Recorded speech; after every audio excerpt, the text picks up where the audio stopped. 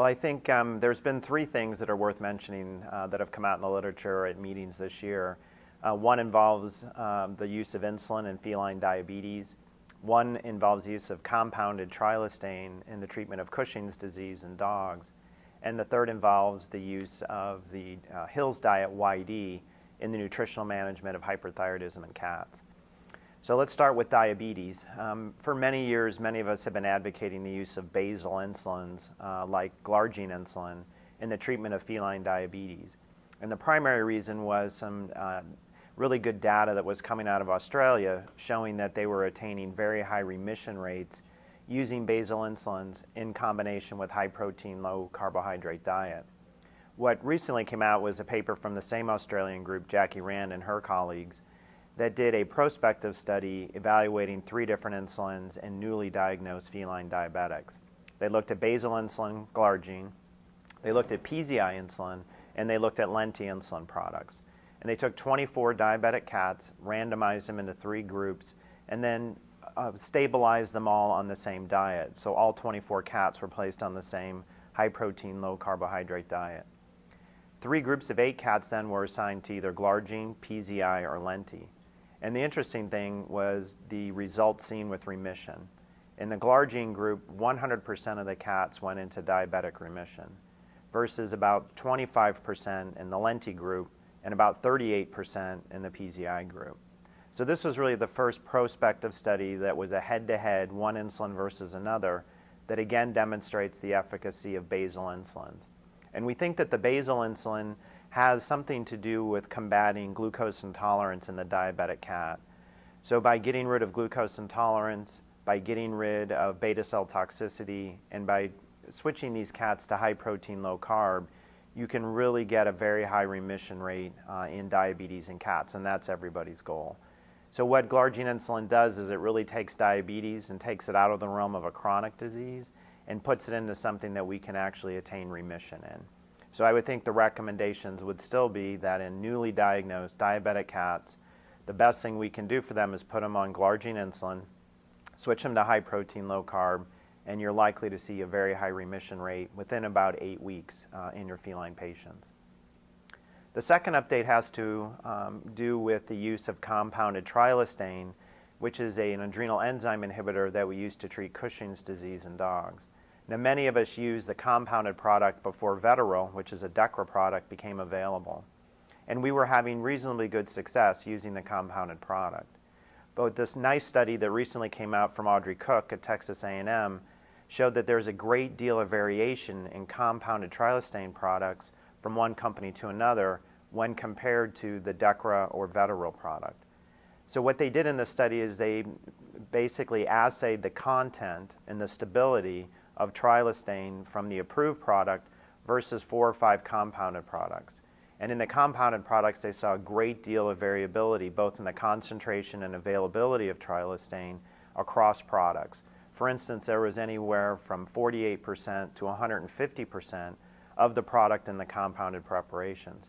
What this means for you and I in treating patients is that we can get a great deal of variation in clinical response that doesn't have anything to do with the lack of efficacy of the trilostane, but has more to do with the variability associated with the compounded product. So my recommendation is that when at all possible, we should always try and use the approved product due to very assured concentrations of the product and bioavailability of the final ingredient. And then the third thing that we've been working on in the last year, since the advent of the launch of Hill's Feline YD, has been the use of YD, which is an iodine-restricted food, in the management of feline hyperthyroidism. In our practice, we use all modalities. We use radioactive iodine, we use antithyroid treatment, medications such as Tapazole, either orally or topically. We don't do very much surgery in our practice. What YD offered was the potential that you could reverse hyperthyroidism both biochemically and clinically by feeding cats an iodine-restricted diet. And the premise is very simple. You need iodine to make thyroid hormone. Therefore, if you restrict the amount of dietary iodine available to these cats, we can take an elevated thyroid level and bring it back down into the normal range. And that was a theory that was put out by Dr. Nachreiner over a decade ago. What Hill's has been able to do is to successfully manufacture a product, both dry and canned, that is iodine restricted, somewhere on the level of about 0.3 parts per million of dietary iodine. And when fed to hyperthyroid cats, you'll see a decrease in the circulating total T4 concentrations down into the reference range, for our laboratory down below 4.0, and in most of our cats down below 2.5 micrograms per deciliter. What this allows for is, through the use of food alone, normalization of thyroid function without having to add in antithyroid medication. Now, a lot of questions have come up about the diet. One is, well, what's the long-term efficacy? We're evaluating that in our practice, where we have cats now coming up on 1 year of being on the food, but Hills has data on hyperthyroid cats being treated with the diet for close to 5 years. And what we see is that as long as the cats continue to eat the food, and most importantly, don't have access to other foods, we can control both the clinical and biochemical signs of hyperthyroidism. The other thing has to do with, well, what are the complications or ramifications, if any, of feeding an iodine-restricted diet to normal cats? All of us deal and practice with the multi-cat household. So how do we deal with the healthy cats in the house when we're wanting to feed an iodine-restricted diet to one hyperthyroid cat? Well, again, the data shows that feeding a restricted iodine diet to normal non-hyperthyroid cats for up to 1 year results in no physical, biochemical, or endocrinologic abnormality. Now, it is important to remember that this is an iodine-restricted diet. It's not an iodine-deficient diet. In the work done by Karen Wiedekind, what we found, or what she found, was that dietary iodine levels below 0.17 parts per million would result in iodine deficiency. Hill's YD is at 0.3 parts per million, which is well above the level that would be considered deficient. So in our practice in a multi-cat household, if the other cats are healthy, we recommend just transferring all of the cats from their current food to feline YD. And I think what you'll see with that is it will be a very important tool in the management of hyperthyroidism in cats.